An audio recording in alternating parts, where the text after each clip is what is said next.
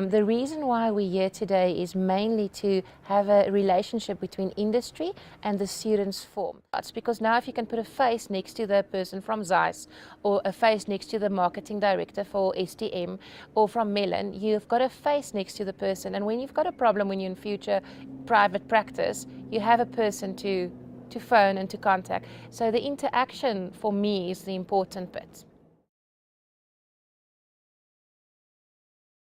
Well, the students were very excited before we came here because this is the first time in a few years that we've had anything like this, but we have heard about the conferences that have happened a few years back. Firstly, this experience has been one of the best in my 3.5 years of studying. It's been incredible. The love and support from the sponsors has really been proven to us on this trip. And the drumming experience was one of my favorite highlights. I love how they've explained to us a lot about the outside world, the do's and the don'ts, which is very different from our usual clinical environment. This is the first time that did this in a couple of years, so we're actually in a very fortunate position, our class. So I'm very glad to have been part of that and that I've came. And then obviously last night was awesome, so that was also cool. Not just the lectures, all the partying and everything.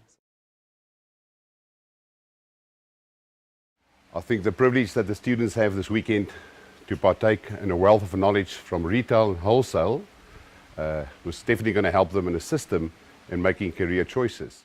A good idea of what optometry is actually like out there when you're in practice, having to sell to people, having to deal with people, which is something that they don't really get to learn from a clinical perspective at varsity.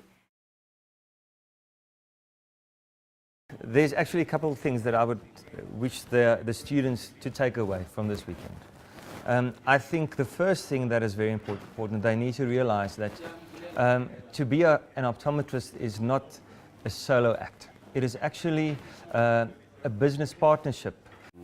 The main thing that we want to do to get to is to get to know the students, find out what their needs are, find out what their ideas are.